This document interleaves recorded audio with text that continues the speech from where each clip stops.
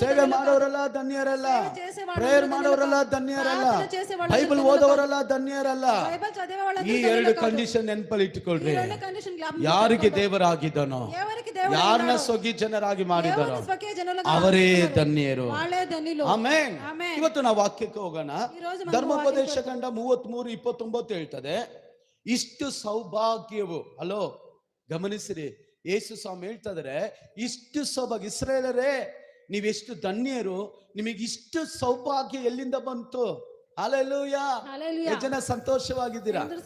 ನೀವು ನಿಮ್ಮನ್ನ ಕೆಳಮಟ್ಟಕ್ಕೆ ಹಾಕೋಬೇಡ್ರಿ, మిమ్మల్ని మీరు కిందకి వేసుకోవద్దండి. ನಾನು ಯಾವಾಗಲೂ ಜನರಿಗೆ ಹೇಳ್ತೀನಿ, ನನ್ನ ಹತ್ರ ಬರುವವರಿಗೆ ಈಗ ಇರೋದನ್ನ ನೋಡಿ ಪ್ಲಾನ್ ಮಾಡಕ್ ಹೋಗ್ಬೇಡ್ರಿ. దగ్గర వచ్చే జనాలకు నేను చెప్తున్నా, ಇವತ್ತು ನಿಮಗೆ ಕಷ್ಟ ಇರಬಹುದು, ఈ రోజు మీకు కష్టం ఉండొచ్చు, ಇವತ್ತು ಊಟಕ್ಕೆ ಗೆತ್ತಿ ಇಲ್ಲದೆ ಇರಬಹುದು, ఈ రోజు భోజనానికి ಅಥವಾ లేకపోవచ్చు, ಖರ್ಚು ಮಾಡಕ್ ಹಣ ಇಲ್ಲದೆ ಇರಬಹುದು, దగ్గర డబ్బు లేకపోవచ్చు, ಅಥವಾ ಪರಿಸ್ಥಿತಿಗಳು ಏರುಪೇರು ಆಗಬಹುದು.